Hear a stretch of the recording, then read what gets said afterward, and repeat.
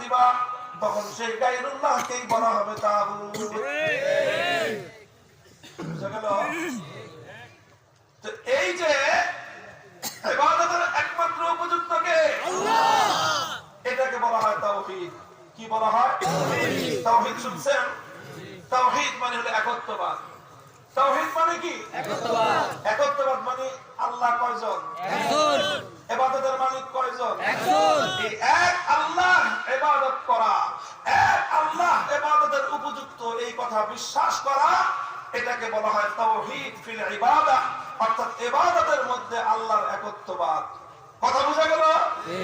ইবাদতের মধ্যে আল্লাহর একত্ববাদ আছে না নাই? আছে। এখন কেউ যদি আল্লাহর ইবাদতের মধ্যে আল্লাহর একত্ববাদকে বিশ্বাস না করে, আল্লাহর একত্ববাদকে যদি না মানে, তাহলে সে কি ঈমানদার না বেঈমান? বেঈমান। সে যদি নামাজ পড়ে বেঈমান, সে যদি হজ করে বেঈমান। একটা মানুষ যদি মনে করেন 24 ঘন্টার মধ্যে 23 ঘন্টা 55 মিনিট সে আল্লাহর ইবাদত করে, ঘুমায় না, খায় না, কিছুই করে না, আর 5 মিনিট দুর্গার পূজা করে প্রতিদিন, বলেন তো লোকটা ঈমানদার না বেঈমান? বেঈমান। সে তো 23 ঘন্টা 55 মিনিট সে আল্লাহর ইবাদত করলো, আর 5টা মিনিট শুধু দুর্গার পূজা করলো, তা সে বেঈমান কেন হবে? কারণ আল্লাহ পাক রব্বুল আলামিনের ইবাদত করতে হবে এক এবং এককভাবে, অন্য কারো ইবাদত করা চলবে না। আল্লাহকে বাদ দিয়ে যখন আরেকজনের পূজা করলো, আল্লাহকে বাদ দিয়ে যখন অন্য কারো পূজা করলো, এখন আল্লাহর যতই ইবাদত সে করুক না কেন, এই ইবাদতের কানাকড়ি মূল্য আল্লাহর কাছে না। কারণ আল্লাহ চান শিরক মুক্ত তাওহীদ। ঠিক। আল্লাহ চান শিরক মুক্ত তাওহীদ। তুমি যখন এক মুহূর্তের জন্য তাগুতের পূজা করলা, এবার তোমার ঈমান ধ্বংস, ঈমান নষ্ট, তোমার এই নামাজের কোনো দাম নাই, তোমার এই হজের কোনো দাম নাই, তোমার এই দান সৎকার কোনো দাম নাই, তোমার কোনো ইবাদতের কোন নেক কাজের এক কানাকড়ি পরিমাণ মূল্য তোমার নাই। এটাকে বলা হয় তাওহীদ ফিল ইবাদাহ। কি বলা হয়? তাওহীদ ফিল ইবাদাহ। তাওহীদ ফিল ইবাদাহ মানে ইবাদতের মধ্যে আল্লাহর একত্ববাদকে মানতে হয়। এই একত্ববাদ তাওহীদ, এটাই হলো ঈমানের মূল কথা, এটাই হলো ঈমানের গোড়ার কথা, এটাই হলো ঈমানের সবচেয়ে বড় কথা। একজন মানুষ যতক্ষণ পর্যন্ত আল্লাহর একত্ববাদকে বিশ্বাস না করবে, একত্ববাদকে সে মেনে না নিবে, ততক্ষণ পর্যন্ত একজন মানুষ ঈমানদার হতে পারে। ভাই কথাগুলি বুঝতেছেন আপনারা? একটু কষ্ট হইতেছে আপনাদের এই কথা? এটা খুব মূল্যবান কথা মানুষের ঈমান দুরস্ত করার জন্য। যেই পথে মানুষের ঈমান ধ্বংস হয় সেই কথা না বলে ডানে বামে এত গল্প করার কোনো প্রয়োজন নেই। মূল কথাটা আমি বলতেছি আপনাদের কাছে। তাহলে এই যে আপনি যেরকম ইবাদতের মধ্যে ইবাদত করবেন কয়জনে? একজন। চিন্তা করবেন কয়জনে? একমাত্র কার? আল্লাহ। এটাকে বলা হয় ইবাদতের তাওহীদ। এটাকে কি বলা হয়? এই তাওহীদ যার ঠিক আছে তার ঈমান ঠিক আছে। ঠিক তদ্রুপ ইবাদতের মধ্যে যেরকম আল্লাহ পাক রব্বুল আলামিনের একত্ববাদকে বিশ্বাস করতে হয়, ইবাদতের মধ্যে আল্লাহর সঙ্গে অন্য কাউকে শরীক করলে একজন মানুষ ঈমানদার থাকতে পারে না। ঠিক তদ্রুপ আল্লাহ পাক রব্বুল আলামিনের আরেকটা গুরুত্বপূর্ণ তাওহীদ রয়েছে, একত্ববাদ রয়েছে, যেটাকে ইসলামের পরিভাষায় বলা হয় তাওহীদ ফিল হাকিমিয়াহ। সেটাকে বলা হয় তাওহীদ ফিল হাকিমিয়াহ। তাওহীদ ফিল হাকিমিয়ার অর্থটা বুঝেন। তাওহীদ ফিল হাকিমিয়ার অর্থ হলো আসমান এবং জমিন এই মহাবিশ্বের মধ্যে আইন তৈরি করবার, বিধান তৈরি করবার চূড়ান্ত ক্ষমতা, প্রশ্নহীন ক্ষমতা একমাত্র কার? আল্লাহ। আল্লাহ ছাড়া দুনিয়ার অন্য কেউ আল্লাহর কোন আইনের বিরুদ্ধে আইন করতে পারবে না। আল্লাহর কোন বিধানের বিরুদ্ধে সারা দুনিয়ার মানুষ একত্রিত হলেও আল্লাহর সামান্য একটা বিধানের একটা চুল পরিমাণ, একটা নোক্তার পরিমাণ তামাম পৃথিবীর সমস্ত মানুষ মিলে পরিবর্তন করার অধিকার রাখে না। আল্লাহ যেটা বলবেন সেটাই আইন, আল্লাহ যেটা নিষেধ করবেন সেটাই আইন, আল্লাহ যা করতে বলবেন সেটাই বিধান, সেটাই আইন। আল্লাহ সেই আইনকে পরিবর্তন করবার, আল্লাহর সেই আইনকে বাতিল করবার, আল্লাহর সেই আইনের বিরুদ্ধাচরণ করবার তাম পৃথিবীর 700 কোটি মানুষ একত্রিত হলেও তাদের সেই অধিকার নাই।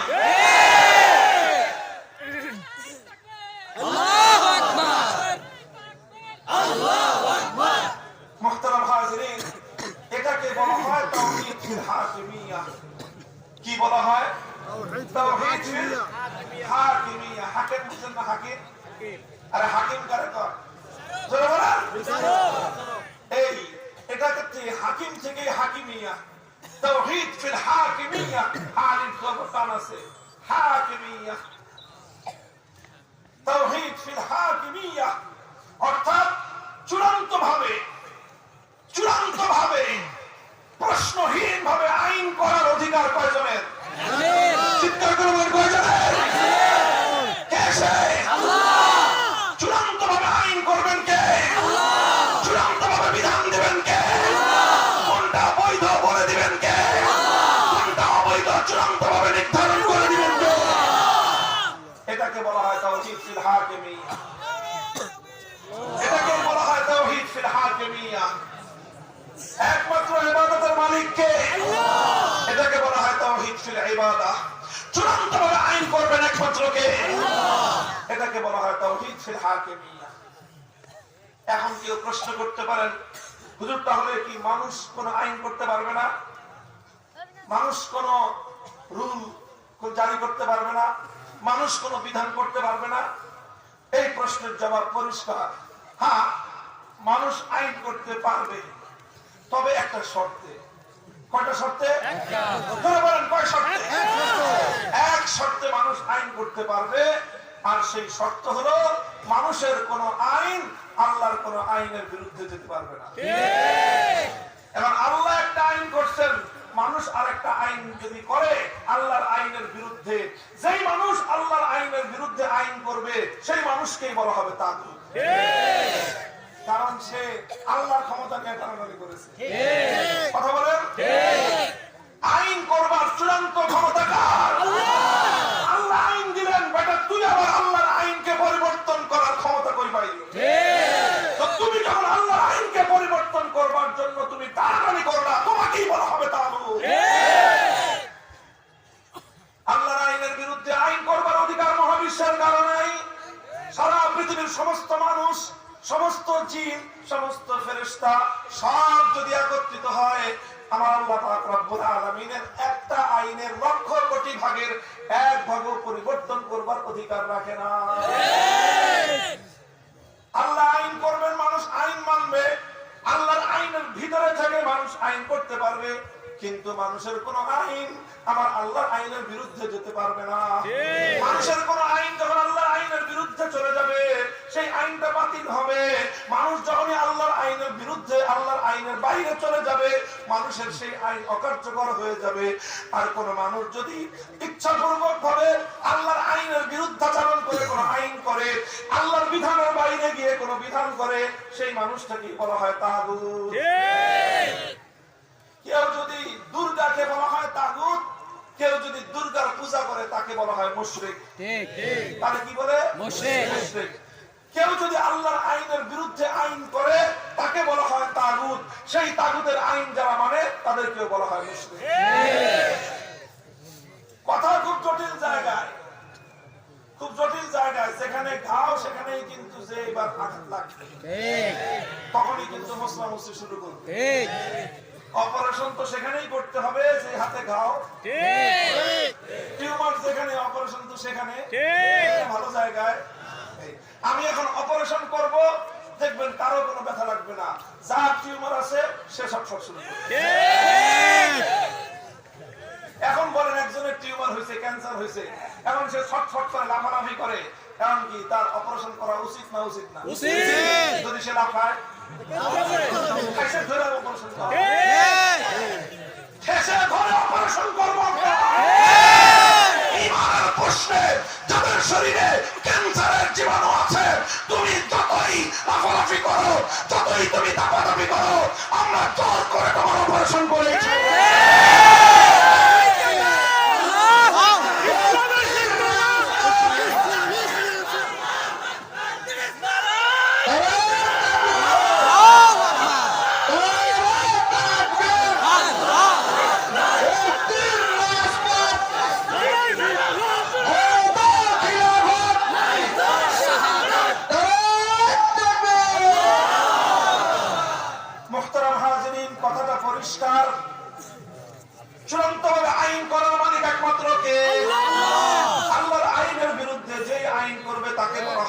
তাগুত।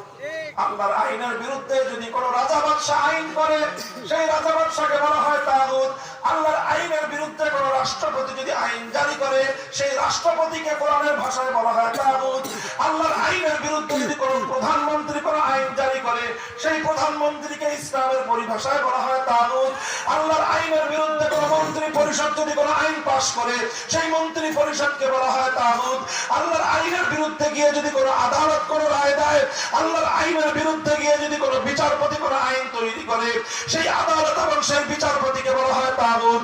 আল্লাহর আইনের বিরুদ্ধে কোন আইন পরিষদ অথবা কোন সংসদ যদি কোন আইন পাশ করে, গোটা সংসদকে বলা হয় তাগুত।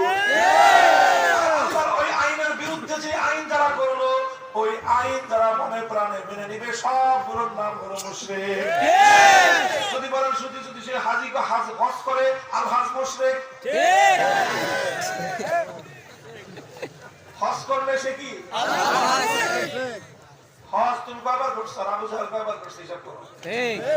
তোমার চেয়ে কয়েক গুণ বেশি হজ কে করেছে? কমপক্ষে 50 বার হজ করছে কে? ইমানদার না বেঈমান? সন্দেহ আছে কোন? তাহলে হজ করলেই মানুষ ইমানদার হয় না, নামাজ পড়লেই মানুষ ইমানদার হয় না, টুপি মাথায় দিলেই মানুষ ইমানদার হয় না, আব্দুল মুমিন ইসলামউদ্দিন নাম রাখলেই মানুষ ইমানদার হয় না। ইমানদার হওয়ার জন্য তোমাকে ঈমানের বিশ্বাসগুলো বুকের মধ্যে কঠিনভাবে ধারণ করতে হবে। তোমাকে যেমন মানতে হবে ইবাদতের মালিক কয়জন? আল্লাহ। তোমাকে এটাও মানতে হবে চূড়ান্তভাবে আইন অধিকার, আইন করার অধিকার কয়জনের? আল্লাহর বিরুদ্ধে যা আইন করবে তারাই হলো তাগুত। তাগুতের আইন যা মানবে তারাই হলো মুশরিক।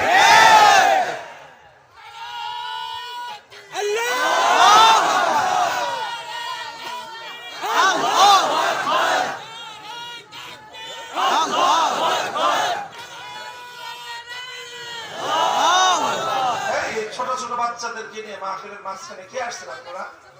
আর এখন এদের উঠা বসা করতেছে কেন?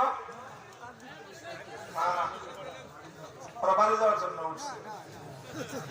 আর বসে থাকো, ঘুম পাড়া রাখেন ওদেরকে। ঘুমে ধরছে, ঘুম পাড়া রাখেন। খবরদার কেউ উঠতে দেওয়া হবে না, এখন উঠতে পারবেন না। এখন ওরা সবক চলতেছে, কোনো ছাত্র উঠতে পারবে। আল্লাহ পাক বুঝবার তৌফিক দান করুন। আমিন। মুহতারাম হাজিরিন, কথাটা এই জায়গায় পরিষ্কার, খুব পরিষ্কার কথা। ঈমান এবং শিরকের ব্যাপারে একচুল পরিমাণ কোনো ভেজাল চলবে না। আল্লাহ কোরআন বলেছে, ইন্নাল্লাহা লা ইয়াগফিরু আন ইউশরাকা বিহি ওয়া ইয়াগফিরু মা দুনা যালিকা লিমান ইয়াশা। আল্লাহ পাক রব্বুল আলামিন সব গুনাহ মাফ করতে পারেন। সারা জিন্দেগিতে এক ওয়াক্ত নামাজ পড়ো নাই, আল্লাহ অনেক বেনামাজিকে মাফ করে দিবেন। সারা জিন্দেগিতে পশ্চিম দিকে উস্তাকাও পড়ে নাই, এমন বেনামাজিকেও আল্লাহ পাক মাফ করে দিতে পারেন। কোনদিন যাকাত দেয় নাই, আল্লাহ মাফ করে দিতে পারেন। কোনদিন হজ করে নাই, আল্লাহ মাফ করে দিতে পারেন। কোনদিন জিহাদ করে নাই, আল্লাহ মাফ করে দিতে পারেন। কিন্তু আল্লাহর কোরআন পরিষ্কার করে দিয়েছে, যারা শিরক করবে আল্লাহ কোশ্চিনকালেও তাদেরকে মাফ করবেন না। শিরক মানে হলো যেটা আল্লাহর স্থান, আল্লাহর জায়গায় তুমি গায়রুল্লাহকে বসাবা, এটার নামই হলো শিরক। ইবাদতের মধ্যে যদি তুমি আল্লাহর জায়গায় কোনো গায়রুল্লাহর পূজা করো, এটা যেমন শিরক। তুমি আইনের ক্ষেত্রে এক আল্লাহ যে আইন দিবে, আল্লাহর আইনের জায়গায় যখন তুমি আরেকজনের আইন মানলা, তাহলেও তুমি সমান মুশরিক। ভাই বড় দুঃখের কথা, দুঃখের কথা। কথা চিৎকার করে বলতেছি, মনে করেন না যে খুব শখে বলতেছি। কোটি কোটি মানুষ, কোটি কোটি মানুষ আমাদের জানা মতে, আমাদের গবেষণা মতে, কোরআন এবং হাদিসের আলোকে আল্লাহর ভাষায় ইয়াজুমুনা আন্নাহুম আমানু দাবি করে আমরা ঈমানদার, অথচ তারা কাট্টা বেঈমান। এখন বলেন, এই যখন মানুষগুলোকে আমরা দেখি যে হাজার হাজার মুসলমান বেঈমান হয়ে সমাজে ঘোরাফেরা করতেছে, খুব ভালো লাগে আমাদের? না। আচ্ছা বলেন তো, আপনি যতই পাষাণ হৃদয়ের হন, যতই পাষাণ হৃদয়ের একজন মানুষ হন, আপনার চোখের সামনে যদি দেখেন একটা কুকুর জ্বলন্ত আগুনে পুড়ে মরে যাচ্ছে, খারাপ লাগবে না ভালো লাগবে? আর একটা জ্বলন্ত, একটা পাষাণ হৃদয়ের মানুষ তার চোখের সামনে তো একটা কুকুরকে জ্বলন্ত আগুনে পুড়তে দেখলেও তার ভালো লাগে না। আমরা বিশ্বাস করি, আর কোরআন তো এই কথা বলে আমাদেরকে, একজন মানুষ যদি মুশরিক হয়, মুশরিক হওয়ার অর্থ হলো মরবে আর অনন্ত কারাগারের আগুনে, জাহান্নামের আগুনে পুড়বে। আমরা যখন দেখি আমার সমাজের কোটি কোটি মানুষ ইমানদার দাবি করে, ইমানদার অথচ তারা কাট্টা মুশরিক, কোরআনের ভাষায় চিরস্থায়ী তারা জাহান্নামী, এই দৃশ্যগুলো দেখলে আমাদের খুব ভালো লাগার কথা না। আমাদের হৃদয় রক্তক্ষরণ হয়, দুঃখে কলিজাটা ফেটে যায়। আমরা মানুষকে এই কথাগুলো বলতে গেলে এক শ্রেণীর মানুষ বলে যে হুজুর এগুলো বাদ দিয়ে পিতামাতার হকের কথা বলে। আরে বাবা, পিতামাতার হক তো সারা জিন্দগি শুনছস, ইমানটা ঠিক কর। পিতামাতার হকের কথা, পর্দার কথা, নামাজের কথা, দান সদকার কথা, নেক আখলাকের কথা, সত্যবাদিতার কথা, মিথ্যাচারিতার দোষ, মানুষের গীবত শিকায়ত করার ত্রুটি, এই ওয়াজ হুজুররা কম করছে না, আর কম করে না। সবাই তো এই ওয়াজই করে। আমি যে ওয়াজ করতেছি এই ওয়াজ কয়জন করে? খুব কম মানুষ করে। এটাই সহ্য করতে পারে, এটাই সহ্য করতে পারে না, কারণ এই জায়গায় কথাটা ওনাদের হাতে গিয়ে লাগে। কারণ ওনারা আল্লাহর বিরুদ্ধে আইন করবেন, আর ওনারা আল্লাহর বিরুদ্ধে আইন করবেন, আমি ওনাকে তাগুত বলতে পারবো না। ওনার অনুসারীরা আল্লাহর বিরুদ্ধে আইন মানবেন, আমি তাদেরকে মুশরিক বলতে পারবো না। আমি মুশরিক বললেই এখন আমার বিরুদ্ধে তারা লাগবে। বলার এই দুঃখ কাকে বলবো আমরা? আমরা কি তোমাদের শত্রু না আমরা তোমার দুশমন? আমরাই তোমার কল্যাণকারী। আমরা জীবন থাকতে মরণের আগে তোমাকে ঈমান ঠিক করার কথা বলতেছি। একদিন আসবে যেদিন তুমি হাজার চেষ্টা করলেও ঈমান আর ঠিক করতে পারবে না।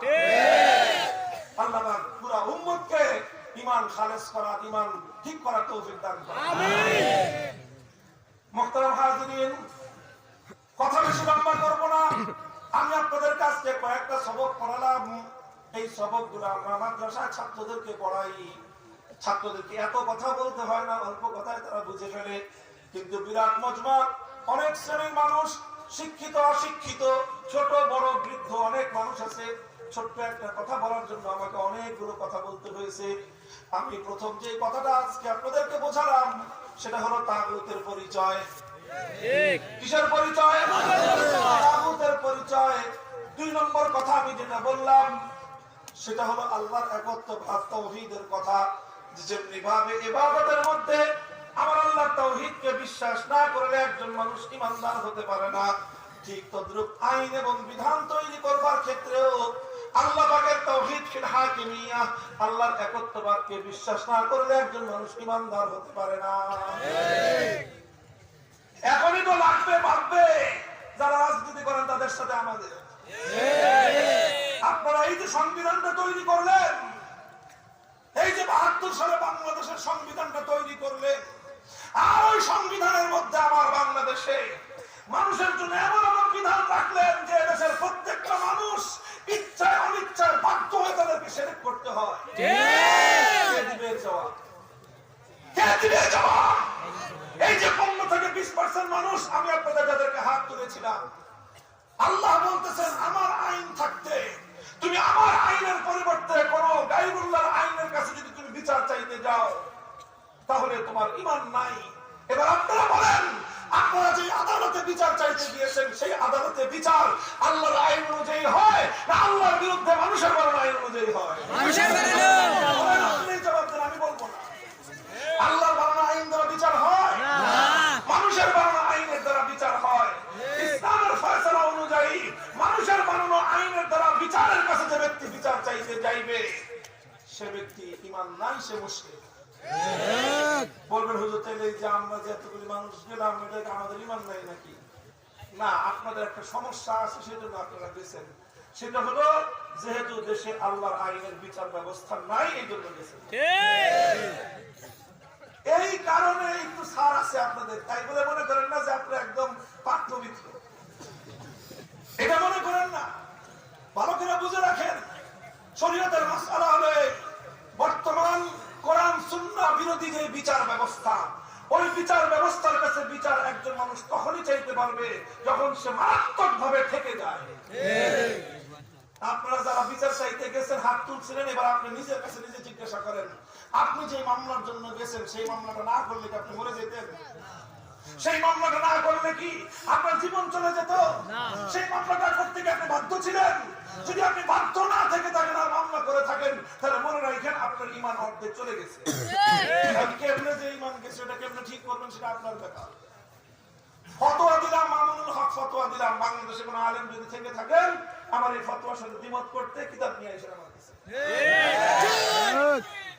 মুহতারাম হাজিরিন, কথা খুব কঠিন কথা, এটা খুব জটিল কথা, এটা এমন এক কথা আমার দেশের সমস্ত মানুষ এই সমস্যার মধ্যে জর্জরিত।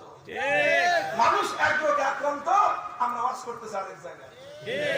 মানুষের সমস্যা একটা, আমরা ওষুধ দিচ্ছি আরেক জায়গায়। এই সমস্যা কারণ গোটা তাগুতি সমাজ ব্যবস্থা গোটা সমাজকে কুফরি একটা অক্টোপাস দিয়ে বন্দী করে রেখেছে। গোটা তাগুতি রাষ্ট্র ব্যবস্থা গোটা দেশের সমস্ত ইমানদার নাগরিকদেরকে কুফরি রশিদে বেঁধে রেখেছে।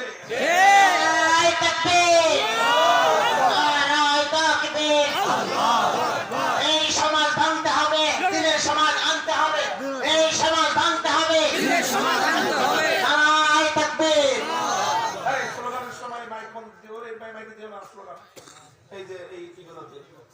মুহতারাম হাজিরিন, আর স্লোগান এখান থেকে দেওয়ার দরকার নাই। মানুষের খুশি যদি 10 মাঠ থেকে স্লোগান দিবে।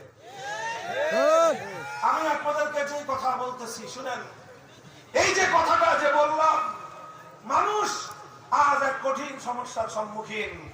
এখন যেখান থেকে সমস্যা আপনারা তো না বুঝে গেছেন, আপনারা তো না বুঝে গেছেন, এই জন্য সমস্যা মনে করেন নাই। আমরা যারা বুঝি আমরা যাবো কোথায় সেটা বলেন, বলেন আমরা যারা বুঝি আমরা যাবো কোথায়? তখনই তো আমরা এই সংবিধানের বিরুদ্ধে কথা বলি, রাষ্ট্রের সরকারের বিরুদ্ধে কথা বলি, তখনই তো আমরা রাষ্ট্রের প্রচলিত আইনের বিরুদ্ধে কথা বলি। কারণ আমার ইমানের প্রশ্ন, আপনার ইমানের প্রশ্ন, গোটা জাতির ইমানের প্রশ্ন। আমরা তো তখন জেনে বুঝে চুপ থাকতে পারি না। আপনি জানেন না আপনার অজান্তে আপনার ছেলে গিয়ে পুকুরে পড়ে মারা গেছে, আপনি করবেন কি? আমি চোখে দেখতেছি যে আপনার ছেলে আমার ছেলে সব পানিতে ডুবে যাচ্ছে, আমি চিৎকার না করে চুপ করে থাকবো কিনা? আপনারা তো বুঝে মনে করেন যে আমরা অযথাই শুধু গায়ে পড়ে ঝগড়া করি না। কারোর সঙ্গে ঝগড়া করার কোনো ইচ্ছা, কোনো ফায়দা, কোনো লাভ আমাদের নাই। ঝগড়া না করলে আপনারা হাতি আরো বেশি দিতেন আমাকে। ঝগড়া করি দেখে আপনারা আমাদেরকে মারতে আসেন, ঝগড়া করি বলে আপনারা আমাদেরকে ধরে জেলে ভরে রাখেন। সব করি আমরা, জেলখানাকে আমরা বরণ করে নেই, আপনাদের সমস্ত আঘাতগুলোকে আমরা হাসি মুখে বরণ করে নেই, সব কিছু করি। একটা বিষয় আমরা নীরব থাকতে পারি না, যখনই দেখি জাতির ইমান ধ্বংস করা হচ্ছে, সে জাতিকে সতর্ক করার জন্য, ইমান বিধ্বংসী প্রতিটি ষড়যন্ত্রকে মোকাবেলা করার জন্য জীবনের ঝুঁকি নিতে হলে জীবনের ঝুঁকি নিতে আমাদের কোনো পরোয়া নাই।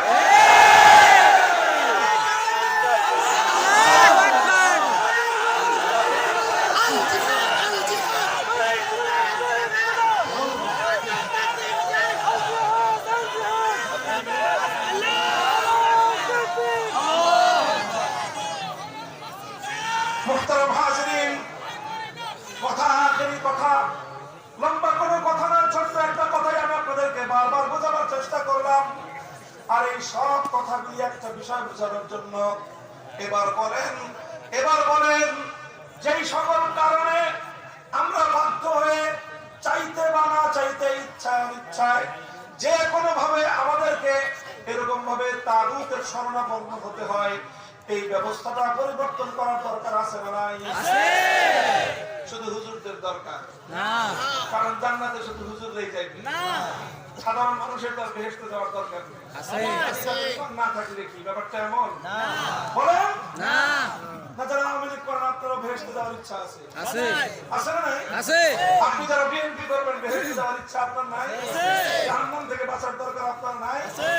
শুধু আলেম ওলামারা জান্নাতে যাবে না, সবাই বেহেশতে যেতে চায়, সবাই বেহেশতে যেতে চায়, সবাই জাহান্নাম থেকে বাঁচতে চাই। তাহলে সবাই মিলে এমন একটা ব্যবস্থা আমাদেরকে পরিবর্তন করতে হবে, যেই ব্যবস্থা থাকলে ঈমান নিয়ে বাঁচা কঠিন হয়ে যায়। এই যে সংবিধান, এখন বলবেন যে তাহলে হুজুর কোরআনের আইন অনুযায়ী বিচার হোক, সমস্যা কোথায়? সমস্যা হলো সংবিধান।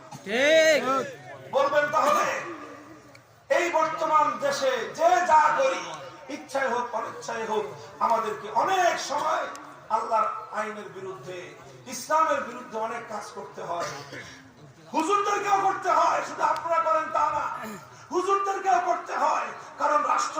সমাজ ব্যবস্থা যখন জাহান্নামের দিকে চলে, একটা বাস যদি, একটা গাড়ি যদি, একটা রেলগাড়ি যদি দুর্দান্ত গতিতে অ্যাক্সিডেন্ট করার জন্য ছুটতে থাকে, আর ওই রেলগাড়ির মধ্যে কয়েকজন যাত্রী তারা দেখতেছে যে সামনে তো রেল লাইন নাই, এখন রেলগাড়িটা সেখান থেকে রেল লাইন কেউ খুলে ফেলছে, রেলটা গেলে এখন অনিবার্যভাবে দুর্ঘটনা ঘটবে, অসংখ্য মানুষ মারা পড়বে, আমিও মারা যেতে পারি, আমার পাশের লোকজন মারা যেতে পারে। যখন কেউ দেখবে যে গাড়ির ড্রাইভার তো ঘুমিয়ে আছে, গাড়িটা তো দুর্দান্ত ছুটতেছে, একটু পরে ব্রিজটা ভেঙে এটা নদীর মধ্যে গিয়ে পড়বে, সে তো দেখতেছে অনেক যাত্রী ঘুমাচ্ছে, একজন জানলা থেকে দেখতেছে এই অবস্থা। এখন সে জানলা থেকে দেখতেছে, তাই বলে কি সে অ্যাক্সিডেন্ট করবে না? করবে, করবে।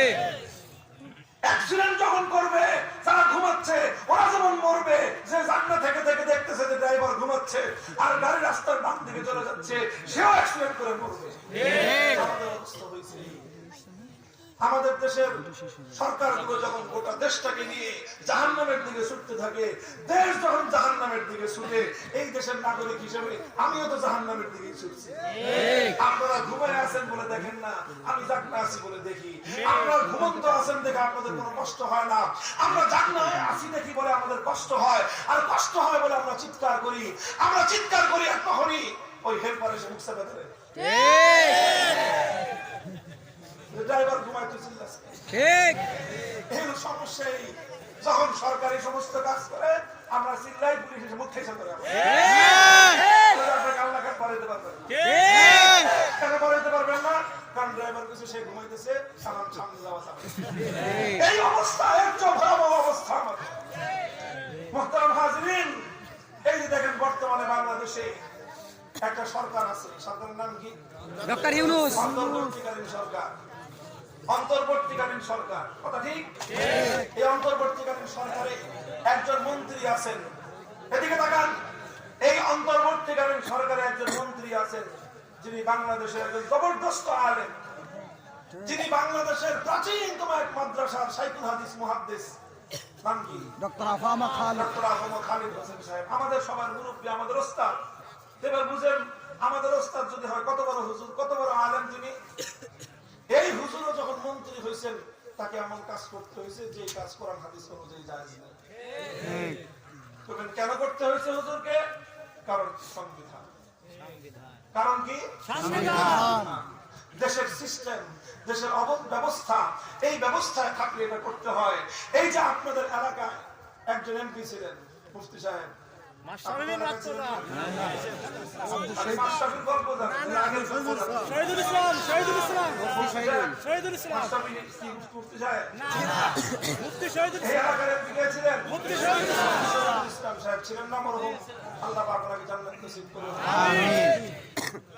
এই যে মুফতি সাহেব শহীদুল ইসলাম সাহেব, ওনার চেয়ে আরো বড় বড় আলেমরাও সংসদ সদস্য ছিলেন। মুফতি ওয়াক্কাস সাহেব, মুফতি ফজলুল্লাহ কামিনী সাহেব, ওনারা বাংলাদেশে সংসদ সদস্য নির্বাচিত হয়ে সংসদে গেছেন। গেছেন না গেছেন? এরকম বড় বড় আলেম, আল্লামা দেলোয়ার হোসেন সাঈদী রাহমাতুল্লাহ আলাইহি, আরো অনেক আলেম, তারা এমপি পাস করে সংসদে গেছেন। কিন্তু সংসদে যাওয়ার জন্য যেই সদস্য শপথ, যেই শপথনামা তাদেরকে পাঠ করতে হয়েছে, ওই শপথনামা কোনো ইমানদার পাঠ করতে পারে না। ওনাদেরকে পাঠ করতে হয়েছে কেন? সংবিধান। ঠিক কেন? সিস্টেম। বাংলাদেশে যখনই 16 ডিসেম্বর আসতেছে না, আজকে কয় ডিসেম্বর? 11। 5 দিন পরে 16 ডিসেম্বর আসতেছে। এই 16 ডিসেম্বরে বিভিন্ন জায়গায় মৃত মানুষের স্মরণে বেদি তৈরি করে সেই বেদির মধ্যে ফুল দেওয়া হবে। কোন একজন আলেম নিয়ে আসেন তো দেখি যে মৃত মানুষের স্মরণে কোন বেদির মধ্যে ফুল দেওয়া জায়েজ আছে ইসলামের কোন এক জায়গা থেকে? এই জায়েজ বিষয়টা বের করে দিন। নাই, সব জায়গায় এটা না জায়েজ, কিন্তু করতে হবে, সারা দেশ করবে। আমরা যদি কিছু বলতে যাই, বলবো স্বাধীনতা বিরোধী।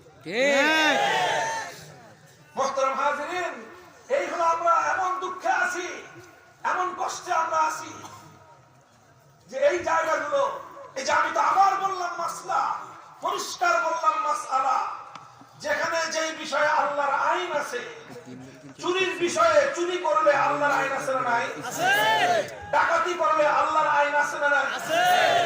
আরেকজনকে মিথ্যা অপবাদ দিলে আল্লাহর আইন আছে না নাই? আছে। মদ্যপান করলে কোন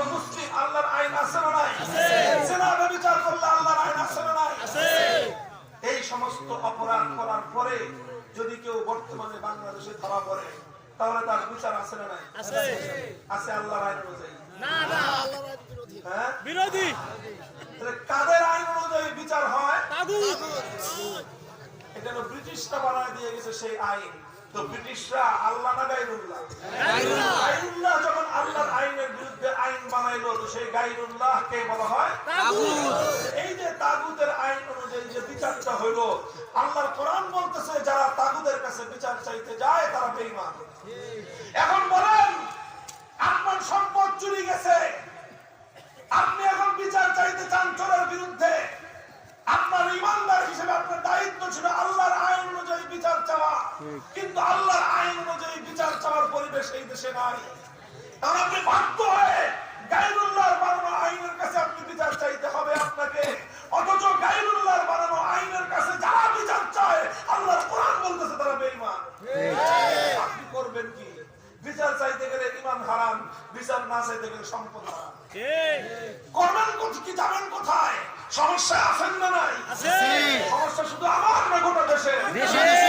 সমস্ত মানুষের সমস্যা, সব মানুষের সমস্যা সমাধান করবো শুধু আমরা হুজুররা?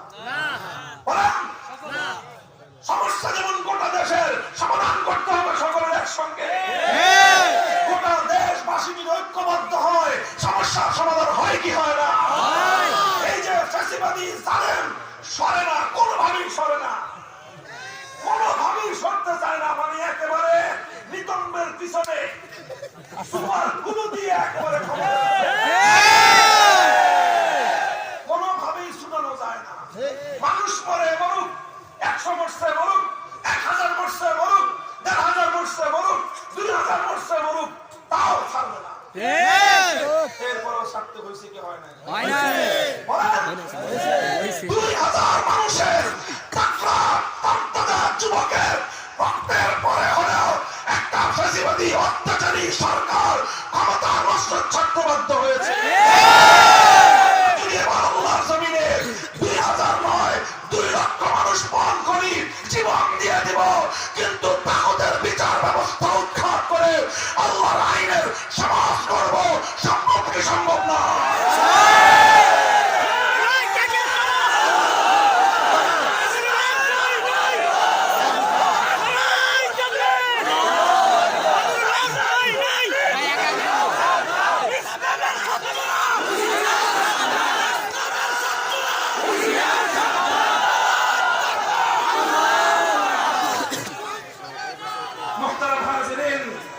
সমস্যা যখন সিস্টেমে, তখন বদলাইতে হবে সিস্টেম। সমস্যা যখন রাষ্ট্র ব্যবস্থায়, পরিবর্তন করতে হবে রাষ্ট্র ব্যবস্থা। সমস্যা যখন বিচার ব্যবস্থায়, পরিবর্তন করতে হবে বিচার ব্যবস্থা। মুসলমান একমাত্র আল্লাহ দেওয়া বিচার ব্যবস্থায় বিচার চাইবে। মুসলমান একমাত্র আল্লাহ দেওয়া অর্থ ব্যবস্থায় তার অর্থনীতি পরিচালনা করবে। মুসলমান একমাত্র আল্লাহ দেওয়া কোরআনের রাজনীতির ব্যবস্থায় রাষ্ট্র এবং রাজনীতি পরিচালনা করবে। তৈরি হন, তৈরি হন। ভিরুকা পুরুষের জায়গা বাংলাদেশে নাই। বাংলাদেশ আবু সাঈদদের বাংলাদেশ। বুলেটের সামনে বুক দাম করে দেওয়া দাঁড়িয়েছে সাঈদদের বাংলাদেশ। যদি একটা জালেমকে হটাবার জন্য আবু সাঈদের মতো তার একটা যুবক বুলেটের বুকের মুখে বুক পেতে দিতে পারে, আল্লাহর কোরআনের রাজ কায়েম করবার জন্য যদি 10,000 আবু সাঈদের প্রয়োজন হয়, জালিমের বুলেটের মুখে 10,000 আবু সাঈদ কারা বুলেটের মুখে বুক পেতে দিতে রাজি থাকবে?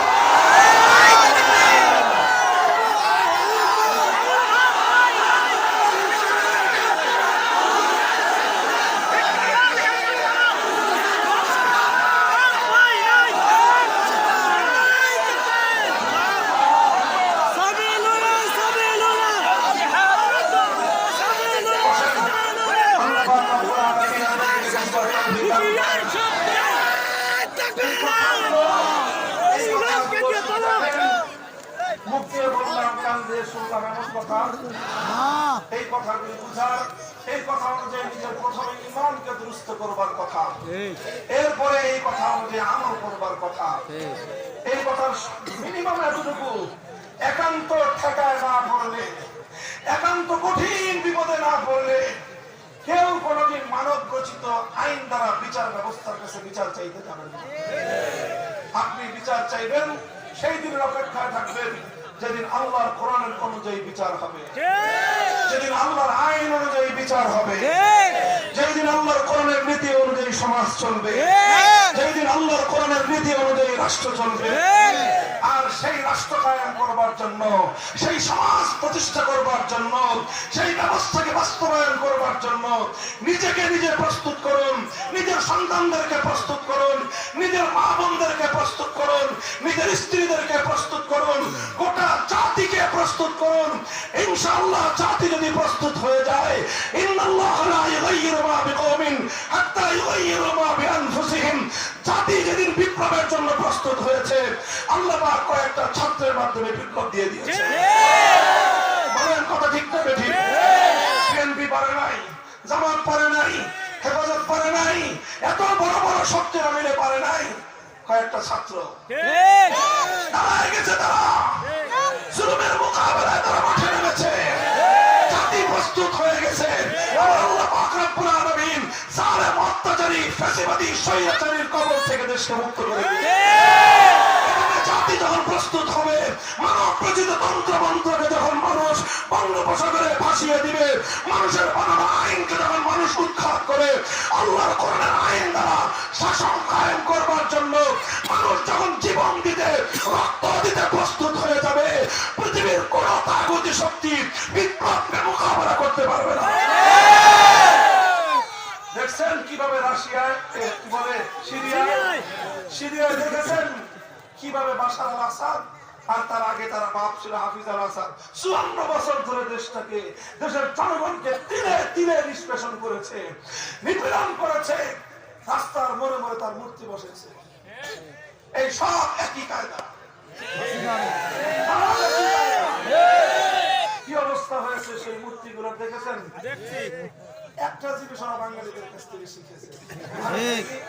বাঙালি যেভাবে অন্য কোথাও পেশাব ধরছে করে পেশাব করে আশা করতে, মূর্তির মাথায় পেশাব করছে, এখানে এই দৃশ্য দেখে সিরিয়ার ওরা ওই বাসারের মাথায় পেশাব। এই কামটা একটু অভদ্র হয়েছে, কিন্তু বেশি খারাপ হয়। ভবিষ্যতে যারা মূর্তি বানায়, মুসলমানের বাচ্চারা কি মূর্তি বানায়? হিন্দুরা তাদের ধর্ম অনুযায়ী মন্দিরের মধ্যে মূর্তি বানায়, সেটা তাদের ধর্মীয় বিশ্বাস, এটা তাদের ব্যাপার, এটা নিয়ে আমাদের আলোচনা নাই। তুই বেটা মুসলমানের বাচ্চা, তুই বলস তুই মুসলমান, তোর বাপ মুসলমান, তোর দাদা মুসলমান, তোর নানা মুসলমান, তুই মূর্তি বানাই দিবি। খালি মূর্তির মুখে না, তোর মুখে পেশাব করা দরকার। আল্লাহ পাক বুঝবেন, বুঝবেন, আল্লাহ সবাইকে বুঝবার তৌফিক দান করুন। আমিন। কি বললাম? আপনারা প্রস্তুত হন, আল্লাহ পাক সাহায্য করবেন। আল্লাহর সাহায্য ছাড়া 5ই আগস্টের বিপ্লব হওয়া সম্ভব ছিল না। এত বড় বড় শক্তি কেউ পারে নাই। অল্প কিছু ছাত্র তৈরি হয়ে গেল, দেশ পরিবর্তন হয়ে গেল। কারণ দেশ, মানুষ যখন রক্ত দেয়, মানুষ যখন জীবন দেয়, মানুষ যখন একটা জিনিসের জন্য প্রস্তুত হয়ে যায়, বাকি ব্যবস্থা আল্লাহ করেন। আমি আর আপনি যখন আল্লাহর এই জমিনে আল্লাহর দ্বীন জিন্দা করার জন্য, আল্লাহর এই জমিনে ইসলামী বিপ্লবের জন্য, আল্লাহর জমিনে কোরআনী সংবিধানের জন্য, আল্লাহর জমিনে আল্লাহর আইন বাস্তবায়নের জন্য আমি আর আপনি যখন জীবন দিতে প্রস্তুত হব, জীবন যদি চলে যায়,